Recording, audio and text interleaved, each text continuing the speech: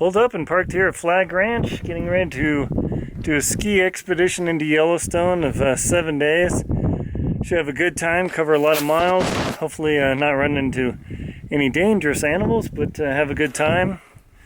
Got the sled gear here ready, snowshoes gonna pack up, skis, the whole thing, getting the big old boots laced up, prepping things like that, and somewhere got my gaiters I need to put on, my insulated gaiters. It's definitely a bit of a production to do a sled expedition into Yellowstone, but it's a good time, super beautiful in here. Definitely like the winter more than the summer, ironically, but I kind of like these cold places. That's a lot of things on my YouTube channel. I'll talk about how to keep your feet warm in the cold, links to that, and Venture Expedition 1, same sort of thing. But in this video, I'm going to show you around a little bit of Yellowstone in the winter, give you an idea of what it's like to camp in here, give a few pointers, and give you the experience of Yellowstone in the winter. Also, come along and experience the expedition with us.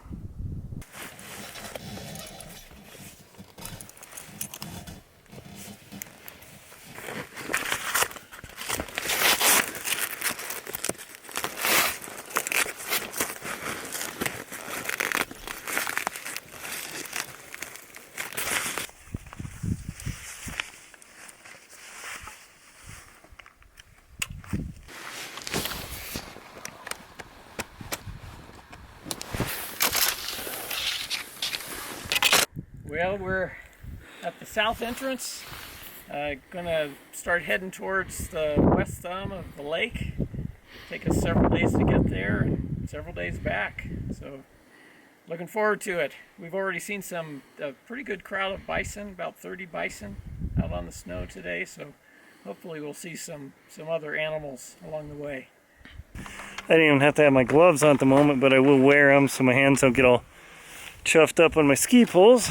But as you can see, rock solid surface. I might actually have to get new skis this season. We'll see what lasts. We've got sleds behind us, pretty much what I call a life support system. Keep us going, fuel, water, food, shelter, emergency comms, first aid. Jeez, what a pile of stuff.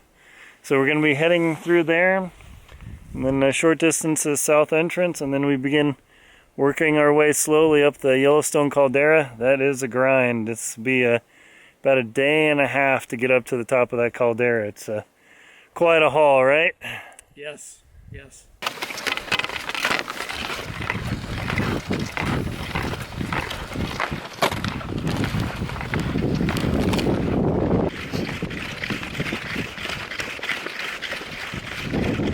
Perfect. In 1 hour, made the south entrance, or at least the official sign here. Super nice conditions, actually pretty warm. I'm out of my shirt and putting my hat on for sun protection. Slight breeze, as you can hear. Pointing out some bare ground over there. So it's definitely getting on in spring. Nice conditions, hard pack. The snow isn't churned up, which is really nice. It's made this for easier travel. I won't complain about that, so it's that's good. But this iconic sign's been photographed, tens and tens of millions of times, if not hundreds of millions. Who knows? Everybody's get their selfie here, and if you come into Yellowstone that way, you travel around that curve, and voila! And then just past here is the ranger station. We're gonna check in, say that we're alive, and on with the beautiful little winter expedition. Cheating temperatures, 42 degrees. And for this one, you check in here, check in with the ranger, make sure you're good. You have your backcountry permit and all that goodness. Everybody's always super nice, which is great. Love the folks here. It's really enjoyable. So I just had my permit and show my park pass and ready to go. It was actually kind of nice getting the permit beforehand rather than having to come here, and it takes up to an hour to process. So this is just a little chat and away we go and meet some nice folks and get back on the snow. First water break. It's kind of a warm day. I'm thirsty, and I neglected to remember where the stuff sack with my water bottles was in the sled. So I basically wasted 5 to 10 minutes looking through my entire sled.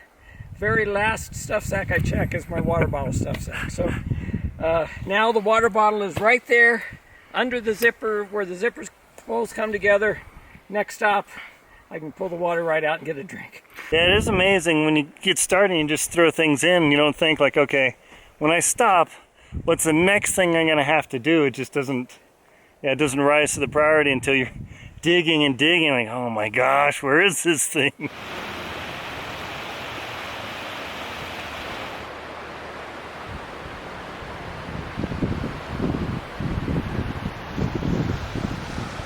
One of the first stops is Moose Falls. You come over this bridge and there's a turnout right there where people stop, usually snow sleds, sometimes snow coaches. It's a super short walk. You go down there and you can come to the ledge and look over the falls. It's real beautiful. It is worth stopping by the falls. Beautiful view here. You'll be aware that this ice trail gets really slippery. Terry already ate it and then was all, oh! So do be mindful. You don't want to get too close to this edge because it is a waterfall. Right around this time of day, once the sun starts touching the horizon, get out the headlamp because this is a good stopping point. One of the things about this is you don't want to keep stopping, otherwise you just lose a lot of mileage. So I get the headlamp out knowing that very soon it's going to go from nice and dusky to dark, and then I'm going to be digging in my bag in the dark, and I've done that a lot, and yeah, that's not enjoyable.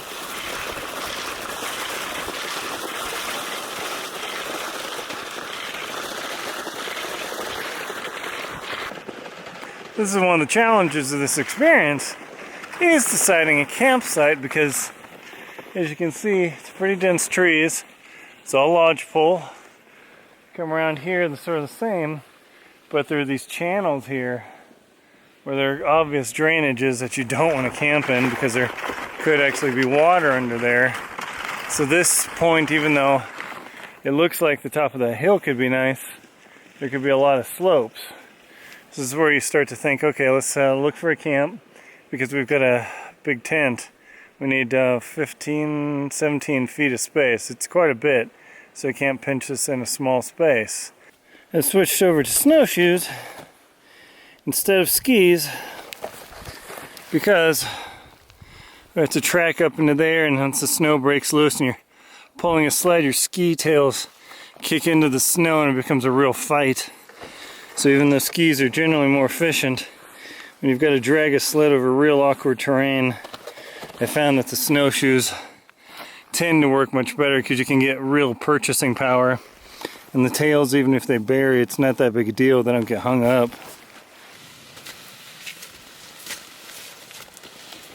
As we're packing down the area, we know that about this much area is our tent. However, in the morning, and when you're putting up your tent, you've got to walk way out of the boundaries of the tent. So it's well worth to double the area, if not triple it at least. Especially in the morning when you're walking around, getting everything ready, you got to take care of toilet duties. You don't want to fall in 4 feet deep snow, so if you pack it down now, it solidifies, and in the night, it sets up, and then you'll thank yourself in the morning. And even though it's still kind of bright and functional, once you get in the tent, it's actually quite dark, so having the headlamp out is definitely optimal. And as soon as you get in, and first thing to do is get that sleeping bag unrolled and opened up, and then get that water going next, because it takes time for the sleeping bag to reconstitute. So you want to get that all get that going, because once it airs up, then it's all good. But you want to get all these things taken care of quickly, because all the other stuff takes a while, but that snow melt takes a long time. So you want to get that going as quick as you can. When you're using your shovel to dig a pit, make sure to chop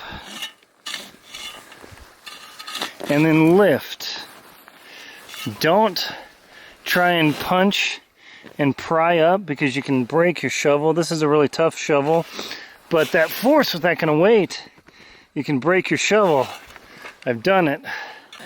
As soon as you get your sleeping bag out, throw the stuff sack inside the sleeping bag, That way you always know where it is, because especially if it's a black stuff sack, you just throw it in here. You're going to waste a lot of time digging for that thing. So just get it right in the sleeping bag. That way you always know where it is. It's much easier, and then in the evening you can pile things up in one area, put all your stuff sacks in your sleeping stuff sack. So that way you don't end up with a lot of junk, because you end up wasting a surprising amount of time looking for things. One way to prevent losing your liner gloves constantly and getting them cold is put them in your shirt right here, because it keeps them warm, keeps them under control. If you toss it down, you lose it. So if you just put them in here and you do it every time, your liner gloves end up staying warm, accessible, and ready to go. Otherwise, how many hours of my life I've spent looking for gloves. Ugh. So what do we got going here, Terry? I remember you mentioned something about the last time you struggled with your feet just a touch. Yeah, after a long trip in the backcountry, my feet start to break out, and over the years I've concluded it's just that my feet don't have enough of a chance to dry. So what I'm going to try this time is I just came out of my boot and my double socks for the day. I'm going to set those aside. Those are going to go in my sleeping bag all night to dry. I'm going to go right into, I've actually numbered my socks. So I'm going to go into sock pair number 2, inners and outers. I'm going to put these nice dry socks on right now, and then go into my booty. And then in the morning, don't have to change socks, and I'm ready to go. And I've got a third pair of socks. I'm going to just keep rotating. And then this has been recommended to me. I'm going to try it. When my foot comes out of the wet sock after a long day, I'm going to put this Badger foot balm on. It's just a real waxy balm for your feet. Long distance hikers have recommended this to me. And we'll see how it goes. If at the end of this week I don't have any rash problems, then I'm going to be happy with it. After the stove's completely cooled down, there's a little shaker jet to clear the carbon off, especially at altitude and cold. This thing really carbonizes. So the shaker jet, what you're supposed to do is just turn it upside down and shake that thing. But I actually do this for a full minute and do this whole, make sure it's actually clicking there. Yeah, you hear that click? Alright, that's that little jet in there, or the little needle that bounces up and down. And I shake this for a good full minute, because the cleaner I keep it, the better the stove runs. I've been lazy and just shaking a tiny bit, and the next day the stove starts struggling. So this is a real key important thing to keep the stove burning properly, efficiently, and without carbon monoxide, because, well, I am cooking in a tent, even though you're not supposed to, but I'm not really interested in sitting outside in 0-degree air and having to walk back and forth every 2 minutes. So by doing this, just a little shaky, makes all the difference the next day. Well, up, Adam, the morning routine. Wriggle out of the sleeping bag, unzip, change as quick as you can. It's not that cold. It's probably 0. I don't know. What do you think? Probably about 0? I agree with you, yeah. Yeah, I mean, not that cold. It sounds cold, but really with all this gear, you know, we're geared up for -30, so 0 degrees is quite comfortable. And yeah, the morning routine is get unzipped, maybe go pee again, get that taken care of, don't suffer, and then change. And the key is, do all the changing in your bag, but don't keep the bag zipped up. Unzip it, just use it as a quilt. Change, keep your skin off the cold air, get that going. Then open your sleeping bag inside out, get that drying, and start shoveling food down and prepping gear. I'll cover more about that, but as you can see, it always ends up being a kind of a heap in here of gear and whatnot, so it's a bit of an operation. But I've got to get my sleeping bag stuffed in here, got my teeth brushed already, and just crank it out and get ready for another day. Yeah, so one thing Terry mentioned, one thing is your foam pad. You literally leave that to the last thing. The entire tent is emptied, your sled is loaded, but you leave your foam pad to last because you want to sit on it. You do not want to sit on the snow. It's so easy to get frostbite and chilled and miserable. So the pad, damn, it just takes seconds to fold up, but just is so less rough on you.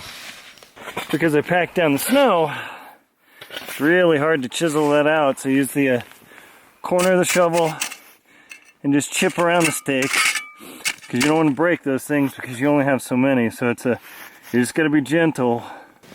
One trick too, when you've got big old gloves on, is unclipping carabiners. Instead of trying to thumb it and then pull it, is instead of doing that, if you twist the carabiner, see if you can twist it, and you get the rope, it's hard to do one-handed, but you get the rope draped over the carabiner, you can actually get it to unclip itself.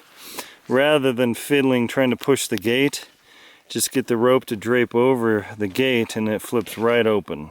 And when you're heading away from your position, always stop. Just take a quick glance back, because it's so easy to lose things and ski away from them. On day 2 of this expedition. Nice conditions, just above 0. Light snow, real pretty. Hopefully the clouds stay to keep the sun off. That would be really nice. And we begin going through a section where there's no real places to get off the road, which isn't a big deal, but it's always something to watch for if you need to relieve yourself or do the call of nature. But stopping at the first break here, 75-minute ski, 10 to 15 minute break, and 15 minutes is probably too long, 10 minutes is just a little tight to take a rest. But what I do is immediately take 5 swigs, solid swigs of water, then dig into my food and get the next item, whether it's bar or whatever, rest a little bit, and then take 5 or 6 more swigs of water. And that generally keeps me stable after the first session. So it's you gotta treat yourself like a machine. Put gas in the tank, lubrication in the system, and keep it going. It takes a little while to get used to it, but once you do, it works pretty well. Like right now, for the last half hour, all I can think about is food.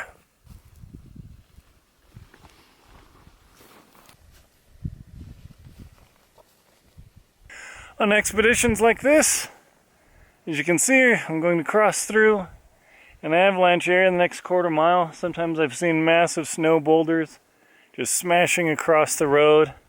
Snow pulls the whole thing, and other times, like now, it's totally tranquil. On expeditions like this, you can never really be guaranteed of your safety, whether it's from avalanches or frostbite or even an animal issue or falling in the water, but you do your best. But funnily enough, or oddly enough, I guess you would say, this is probably the most stressful area for me.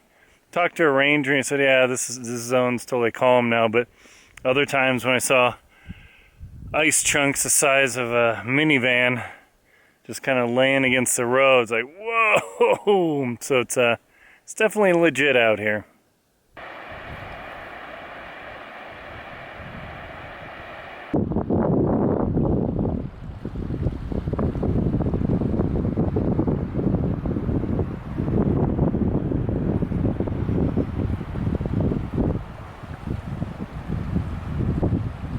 Terry's taking a break here, and he said he's got a little bit of a hot spot, so we're going to have to break down his rig and make sure his foot's doing okay. My heels, always, no matter what I do, always get a little rub spot, so this morning I put 2 of my Tough Skin Band-Aids on there, and so far so good, but making sure you take care of things before they become a big deal is a big deal out here, for sure. So even if it feels slight, and you do that for 5 more days, it can be crippling. So it's definitely something to take care of. Any doctor's advice here?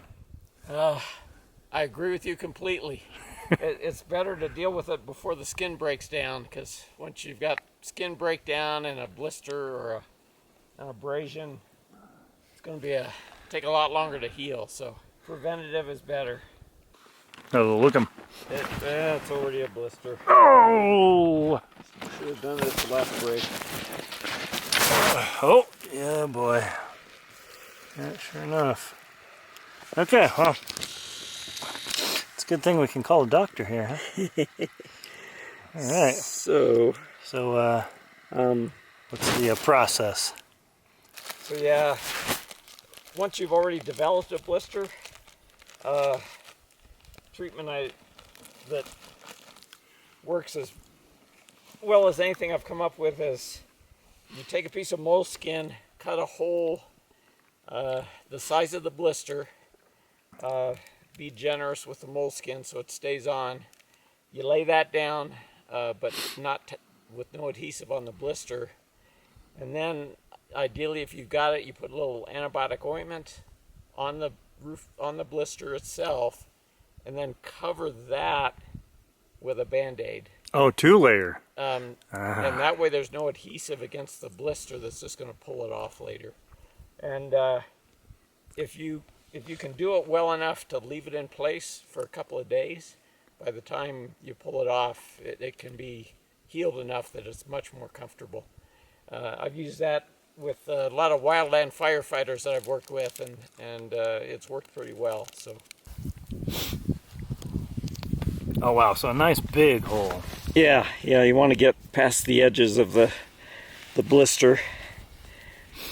Yeah, and like I say, cut yourself a generous piece so it stays on there.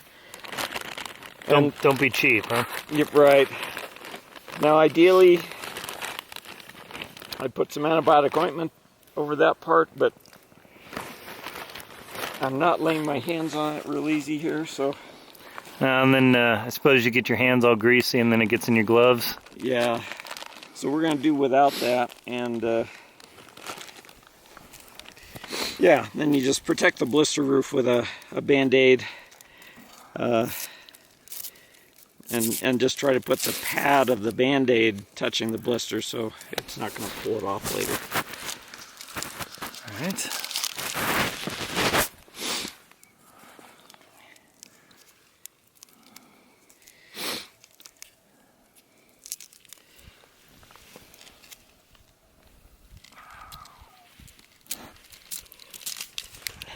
And just like that, huh? So that's the idea.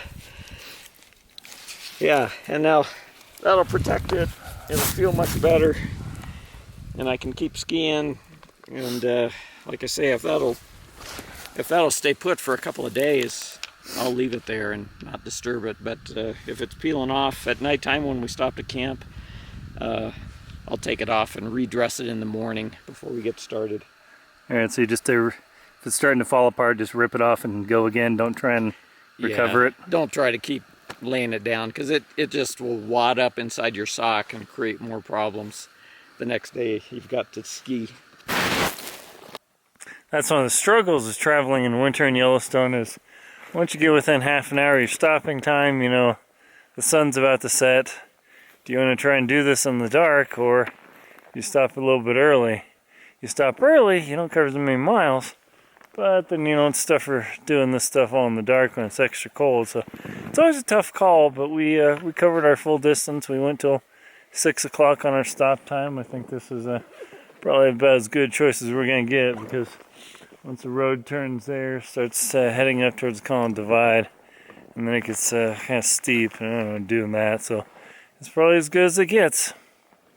One trick to avoid getting snow on your stove and putting out the stove from snow on the bottom of the pot is put your shovel out, and then always put your pot on your shovel, and that way you're never putting your hot pot on the snow, because then it'll could, I don't know what it'd do to the pot, but a chunk of ice usually gets on the bottom of the pot.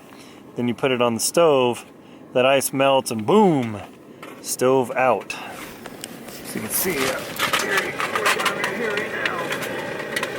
And as you can see, my boot liners are completely soaked, and you want to put them in your sleeping bag to dry them out, because overnight they will turn into sheets of ice and they will never warm up in the day. But as soon as I get in the tent, I actually stuff them in between my shirt and my jacket. Doing that isn't terribly comfortable, but I'm warm, I can put more layers on. Getting these dry is critical to your comfort tomorrow. There's a lot of work to do. When you get out, get your boot liners out, or the insulating layer, and then also the footbed liners, just to make sure everything's dry, because once you're committed in the morning, there's no time to dry that sucker out. So there's a lot of work to do. to do that, this is also in my How to Keep Your Feet Warm in the Cold book, is get everything out and get it all dried out every night. It is a lot of work, but it pays off every day. When getting up in the morning, it's tempting to try and struggle and take your shirt off and put it on inside the sleeping bag, but it's really tough because it gets twisted up and sometimes you get it all misaligned and twisted. And what I recommend is just make sure that you hopefully put your shirt inside your bag, your day shirt at night, in your bag to warm it up and keep it dry or dry it out. But then in the morning, just sit up, get your hat off, sit up, take the shirt off, make sure your other shirt is positioned so you don't put it on upside down or backwards or inside out, and then put it on, get your jackets on, and get right to it. And even though it's a little bit cool, it's way more effective because, yeah, trying to fight in your sleeping bag is 10 minutes of shoulder-killing fatigue. It's just not worth it. So get up and just start piling on the jacket as soon as you get that thing on. That's about the easiest way to deal with that. The legs, you can change your long underwear, pants. You can just keep your legs in the bag, and that way that's not so bad. But your upper body, it's just such a fight with the shirt. It's not worth trying to do it in the bag when it's closed. Oh, that felt so good. I'd kept my climbing pants, these guys, my Mont Bells, in my sleeping bag all night to dry them out because yesterday was quite sweaty, and I always do that, but man, because they were right beside me my whole time, keep them buried in the bag along my body, not in a ball but lengthwise. I just slipped them on, and it's like it's minus 10 outside, but I just put on 70-degree pants. Oh, geez, that feels good. One trick to remove the frost from the ceiling of your tent is that we both open our sleeping bags, and unfortunately it's liquefied and there's kind of no way around it. But when it's really cold, what you do is you take your mug and you just literally rake it along the surface here, and it'll fill your mug with the frost. I'll show you out here. See the frost in there? If I can get a light on there. There you go. The frost in there, and that prevents you from having to take a shower full of frost, and it also lightens up your tent so it doesn't get soaked. So by using your mug and just raking it along, those big frost flakes will fall in your mug instead of on your face, and then you just simply pour them out, and voila, frost-free tent. One thing to make the boot putting on not so punishing is put your boot liners in your shirt about 10 minutes before you get your boots on, and then you just pull them out here, you know, like you got a baby or something, and then you end up putting your boots on, and you're not putting on minus 10-degree boot liners. Just that little edge makes a big difference in the experience. 9 o'clock, you can, wherever my watch is, you can barely see it there. Doing pretty well. It's definitely colder today. It was probably minus 10 last night. A little chilly, but I've only have my shell jacket and my wool shirt, because even though it's really cold at the moment, as soon as we go up and around that corner, it's going to be a long grind up to the Continental Divide. So right now I'm pretty chilly, but I know soon it'll be up there, and I'd rather not have to stop and take off clothes, so I'll just tough it out and sooner or later warm up. Book note, when you're in the cold, do everything you can to never have your feet on the ground as much as possible. But just if I stepped off my skis right now, my toes would start to get cold. But being on my skis is like, oh, it's perfectly acceptable. And very soon, we're at the Continental Divide, 7,988 feet. This is the theoretical line that divides the Great Basin, Atlantic, and Pacific Oceans. And after about 2 days of travel, we get to West Thumb. You come and see some steamy stuff. We take a little more time. Do the longer loop. Okay. Not a problem.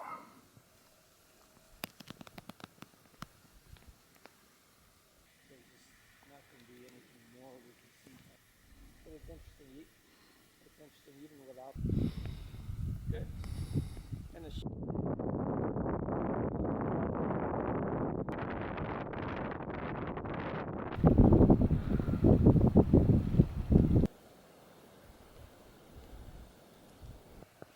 The West Thumb Warming Hut's a real fun place to stop. They've got some nature interpretive materials. You go in, there's usually a little bit of fire, you warm up. The only challenge is when you come out, feels much colder. It's probably, I don't know, probably about 10 degrees right now. It's supposed to get to -5 tonight and then up to 30 tomorrow. So where we're camping, it could be 10 below. Without the snowshoes or skis on, got off my skis, I would be up to my waist. This is a good 8 or 9 feet deep, so.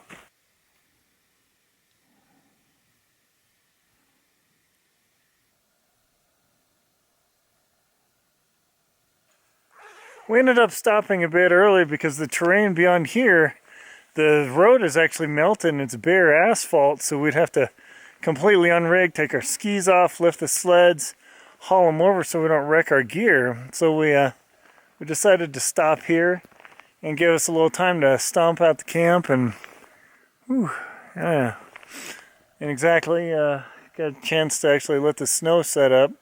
There are quite a few spots where you step through and it's an ankle crusher or a knee breaker, so you got to be careful with that. But if you have the opportunity, allows you to get farther off the road, follow the rules and all that. But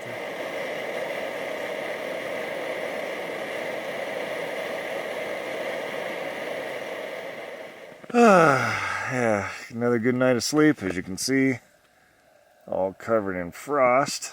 Good. It was probably what, -10 last night. It's pretty cold, and as you can see, the tent is covered in free frost shower. Now, doing this seems like a lot of silly overkill and work. However, let me show you the contents of the cup now. Oops, got a lamp in my face. That cup is half full of frost that would have gotten on our gear, and it still gets all over, but a half cup full of frost soaks your sleeping bag, soaks you. It is well worth the effort to get it off. Well, this is a new development for me. This is the second night I finally figured out it's the bottom of my sleeping bag that's wet. Now, the only thing that I've changed is I've got a new Z-rest, and you know, my old one was over a decade old and squashed, so that may be the thing. So I've been opening up and airing out my bag and leaning on it, not against the tent, to air it out, but I realized I gotta flip it up inside out and put the bottom of the bag around me to dry that thing out in the morning. Which means I'm putting a wet, cold sleeping bag on me. Great times. Here's our tent. Come around here, and the wolf literally, these are wolf tracks. But more interestingly, the wolf actually laid down here, swished around a bit, and then headed back. You can see those prints. Let me zoom in. And some more prints over here, multiple points. They're scanning our camp. One or more wolves. Yeah, they were checking us out at night. Kind of coming back.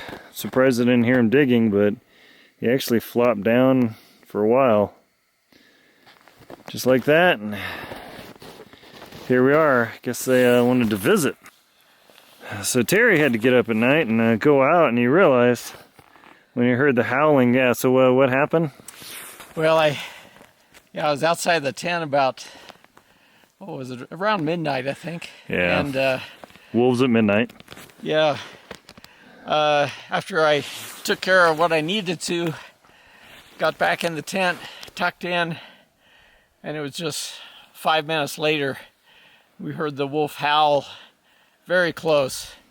Our guess is he was maybe right on the road up here, 50 yards away or so. So he was probably right here with me when I was outside the tent. A little bit of a scary thought.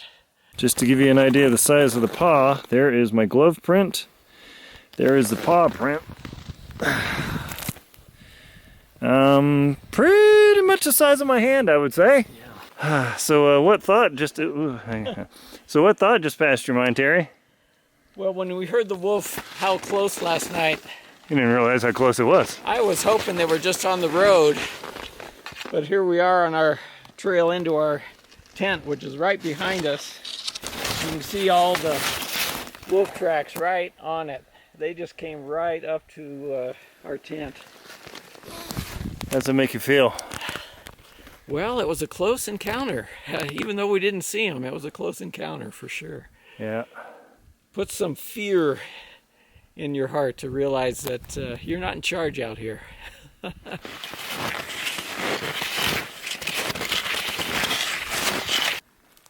Check this out. Oh man, they were all over the place. See over those log lumps? Yes. That's more than one wolf going through. That they probably started smelling our tent and all of a sudden started going back and forth trying to figure out, hey, what's this smell? These guys smell good. So they went up there a little bit. Along here, zigzagged. Then there is a track up. They followed our track off the road, broke away. And then there's that spot where one dug up some of our business. Sorry, I can't do anything about that. And lay down. Literally lay down in the snow and just hung out. Unknown how long, but they did. 10 feet. 10 feet from the tent vestibule. Yeah, we literally had wolves sleeping with us. How does that make you feel, Terry? A little bit like I might have been hunted last night, but I'm glad they decided elk tastes better.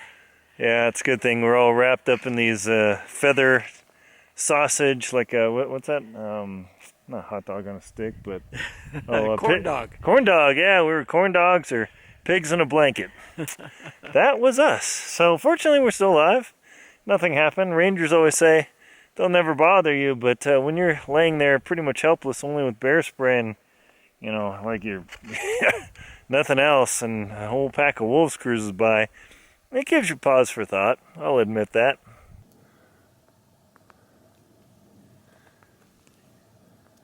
Just to give you an idea how big these wolf paw prints are, they are actually bigger than Terry's palm and cover half of his fingers.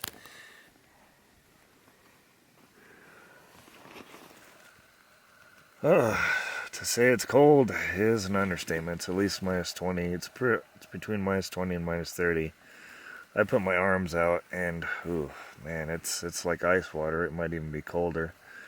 We're camped in an open space away from the trees, so of course we could get away from the road, follow the rules, which was extremely difficult, but here we are, and it's cold. Like, I put my arms out of the sleeping bag, and I'm literally shivering in seconds, so I'd have to fight with changing in the bag, because it's going to be debilitatingly cold. We're staying in the bags a little bit longer, waiting for a little more sunlight. As you can see, I'm already shaking. Oh yeah, frost on me, frost on the bag, frost on the tent. This kind of sounds like a Dr. Seuss book or something. So, yeah, when camping and when it's this cold, it's just cold. I really wish I actually had my minus 40 bag, because it was that cold. I'd push against the bag and create a cold spot. It was not pleasant. So I gotta fight with getting ready and struggle out today. Everything's covered in frost, so I gotta do frost duty, and I'm shaking enough. I gotta put my arms back in the bag.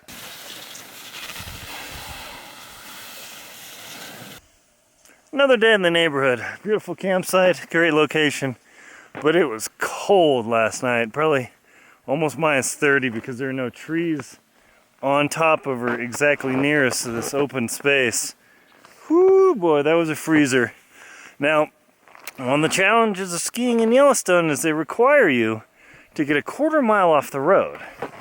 The problem is, laws are laws, I guess, but if you look at the density of these trees, it's simply not possible. You couldn't, I've actually tried it in summer just trying to walk through it. You can't do it. So that's become a big issue. I've talked to other skiers and said, oh, get off the quarter mile of the road. You might have miles to go before you can do that again. It is a challenge. You want to follow the rules, respect the resources and everything, but if you decide to come skiing in Yellowstone, they've become quite strict about that, and it can become a major issue. You don't want to get a ticket or anything. So if you plan to go a lot of distances, but you have to go through hyper-dense trees or go 2 miles extra to cover a line, that is a problem. I don't know what to say on that other than be aware. That's something to watch for. And now, it's a beautiful time to go skiing. Gotta go make our way to the road. I'm gonna time how long it takes to get through here. And this was a very easy path we lucked out on finding. Been skiing along. The air and breeze is really chilly. But when you're skiing in the sun and that radiation, especially the kickback from the snow, whew. And then I've got my show pants unzipped.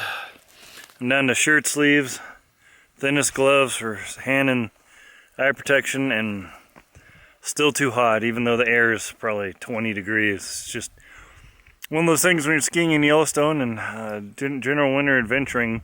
Some of the toughest days are the calm, sunny, no breeze days because it just cooks you. It's rather peculiar. In the same sun conditions in the summer without that snow, it's generally not a problem, but with that snow, it's almost like having 2 suns. It's definitely pretty, but it makes it tough. Once you come to this point where you see this super long distance, this is part of the home stretch, not quite. You still have to get down to Moose Falls, South Entrance, make the curve past the Snake River, and then another 1.5 miles to Flag. But this is your first marker of you're almost there. It's still a ways, but you're getting close. After we got the area stomped out, got our sleds out, rolled out the tent, staked out and everything, it's all ready to go. One thing that I noticed, because Terry's a little bit lighter, is he can generally walk around the tent without any problem, but I'm heavier. So in the vestibule area, I frog crawl around because where we're putting the stove, I don't want to put this 10-inch depression in the snow with my feet, as you can see there. So for me, I just kind of crawl around. It does chill me a bit, but the annoyance of having this big old pit that you got to then refill with snow is well worth the effort of just scooting around and being mindful that once you set your tent pad area out, you don't want to go punching holes in it, because it was a couple nights ago, Terry ended up with a hole under him that he had to take one of his booties and put under the tent to fill the gap. And it's important to do that, just because once you create that hole, or if you're moving around the tent and you punch down because it's not packed well, now you have to deal with that all night. So it's something to be mindful about. On this particular trip, I've been struggling with my sleeping bag keeping wet, even though I'm drying it out in the morning. There's just a lot of moisture in the down. So what I'm doing is, while I'm sitting here with my foil freeze-dried dinner, I'm just putting it in here, making sure it's sealed, just putting the sleeping bag over it and keep moving this. And I'm using the foil or the foil pouch as my little drying unit, and it's doing really well just drying this off. Plus, when you create one of these foil packed dinners, you don't want to just have it sit there because your food's getting cold. So what I do is always just put it in the sleeping bag or on the sleeping bag and be incredibly careful, because once you pour beef stew in your sleeping bag, there's no coming back. So just do that, and you can slowly march that stew down the bag and dry it out. And also,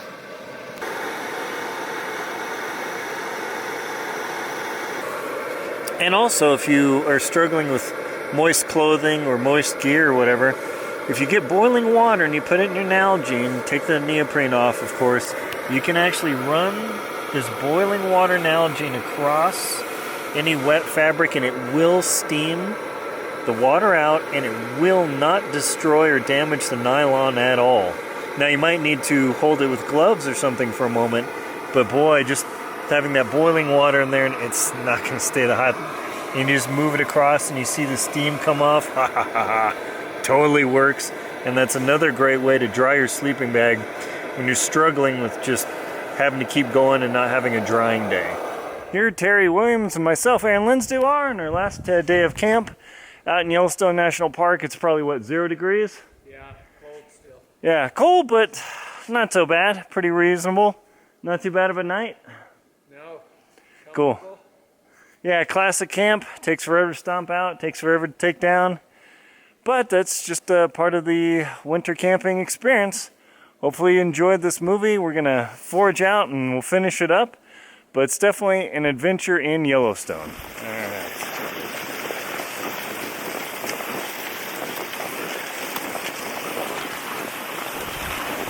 This zone along here is called the Teton Straits. I found it the name only on one map, but that's what all the Park Service folks refer to it, and it's just this uber long roll.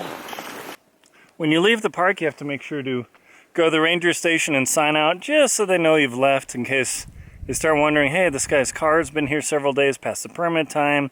They start worrying, hey, what's happened to? So that's definitely a nice thing about the Park Service. They'll try and keep an eye on you just to make sure you're safe, because Yellowstone is a tough place. Animals, extreme cold, snow conditions, or whatever. It's well worth it.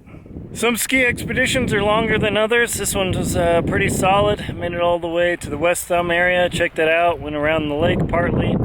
Quite enjoyable. Some freezing conditions. How cold did it get, Terry? Maybe minus 25 or so. Yeah. It was really cold 2 nights ago. It was. Did we have any real bad weather though? No. This trip, we had snow flurries with not much wind. Really not much wind the whole trip, so pretty easy to stay comfortable. The hardest part of staying comfortable has been this solar radiation on these warm afternoons coming out. Yeah, that's definitely the toughest. So as you leave Yellowstone, you pass the entrance, and then we're going to curve along here, swing around, and it's about a mile-ish of just rollers. And we'll be out and we'll finish this show.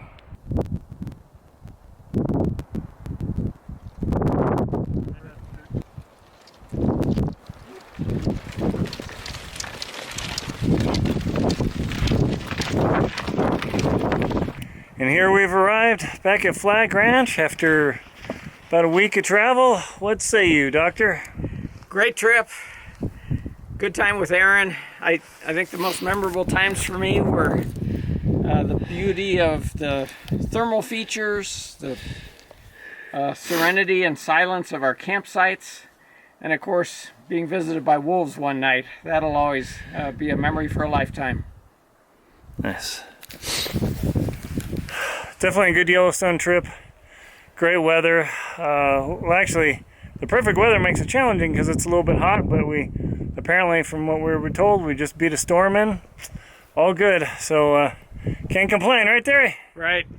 Good all times. Good. All right, my name's Aaron Linsdale. I'm a polar explorer and professional adventurer. Please like and comment on the video and subscribe to the channel. Please check out my books linked below, and have a good time in your adventures in the outdoors.